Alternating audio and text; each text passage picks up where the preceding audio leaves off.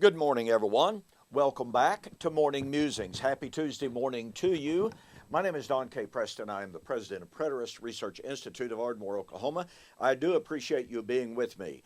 We're looking at the language of Matthew 24:29 and following, where Jesus said, now remember, he has just predicted the preaching of the gospel into all of the known world and to all of the inhabited world, Matthew 24:14. He has just predicted the abomination of desolation, which he said, let me remind you, that his apostles would witness. Number 3, he had said and warned his own apostles, when you see the abomination of desolation, flee from Jerusalem. Now look, if the abomination of desolation is to be a worldwide event, and if the Great Tribulation was to be a worldwide event, then how much good would it do to flee Jerusalem? Very clearly, the abomination and the tribulation would be focused. That doesn't mean there would be no impact, doesn't mean that there would be no residual effect, peripheral effect, but it means that the focus is on Jerusalem and Judea. But, verse 29, immediately after the tribulation of those days, the sun will be darkened, the moon shall not be turned to blood, the stars of heaven shall be shaken. I have suggested to you that we have one of two choices. Number one, if we take the language literally, then it predicted, seemingly, the destruction of heaven and earth. These are cosmic events, so to speak. And yet Jesus said they would all take place in that generation. Well, very clearly, if we take the language literally, those things didn't happen in that generation. And thus some have resorted to completely, totally misconstruing, redefining what this generation means. We'll talk about that later. The second alternative, the second choice, is to understand that this is typical Hebraic apocalyptic language. That was metaphoric, figurative. We would use the term spiritual. The Hebrews thought metaphorically. When they described great events, they spoke in hyperbolic, exaggerated language. This is recognized by scholars. Now, what I've been sharing with you over the last couple of videos is that the language that Jesus uses in Matthew chapter 24:29 and following is a direct echo of the language of the day of the Lord against various nations, kingdoms, kings, that language found in the Old Testament. Yesterday I shared with you a few beginning thoughts on Isaiah chapter 13. Isaiah, the son of Amos, predicted the impending destruction of Babylon. Now remember, Babylon was not yet, in 701 BC when this was written, Babylon was not yet the world player that she would be in the future.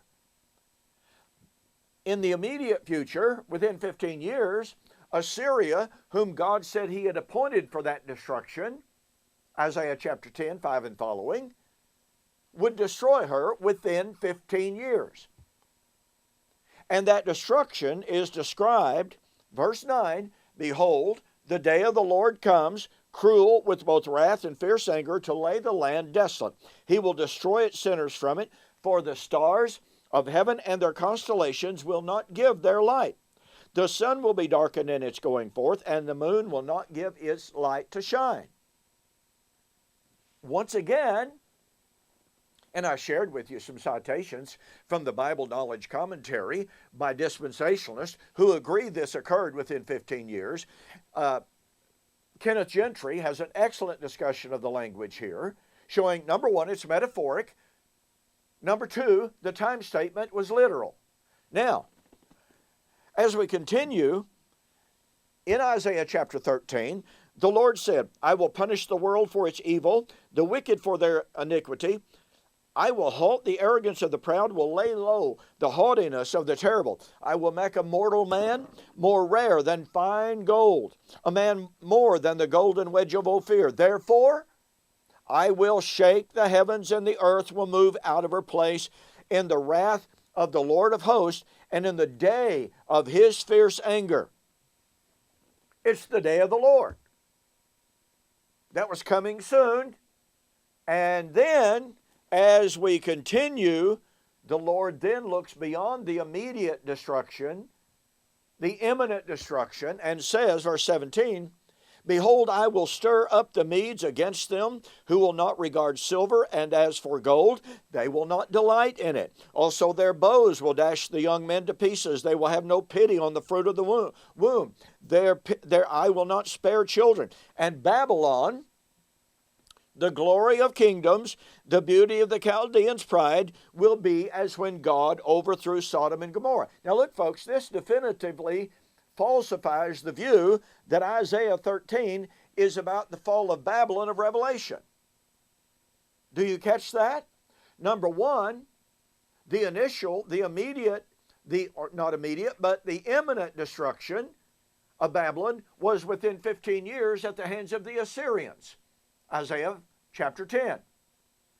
Then the extended prophecy, which occurred approximately 130 years later or so, would be at the hand of the Medes. Now look, it says the Medes would destroy Babylon. And it says the Assyrians would destroy Babylon. That cannot be Babylon of Revelation. So, what I want to do is to look at a prophecy given a good while longer. So we have 701 BC. Then, in the time of Jeremiah, in Jeremiah chapter 51, and I'm only going to have time to just introduce this morning. In the time of Jeremiah, in the time of Zedekiah, the king of Judah, and Zedekiah ruled somewhere between 597 BC to 586 BC. He was carried off into Babylonian captivity in 586 BC. All right? Had his eyes put out, spent the rest of his time there. So, from 701 BC to 586, 120 some years, if my math's correct. My math is terrible. You know, I keep telling people, when it comes to math, anything beyond 2 plus 2 equals 5, I'm lost. Okay, Isaiah chapter 51. How much time? Oh my goodness. Look, I'm already out of time for this morning. I didn't intend to extend this very long, but I hope that you will read Jeremiah chapter 51. It's a long chapter.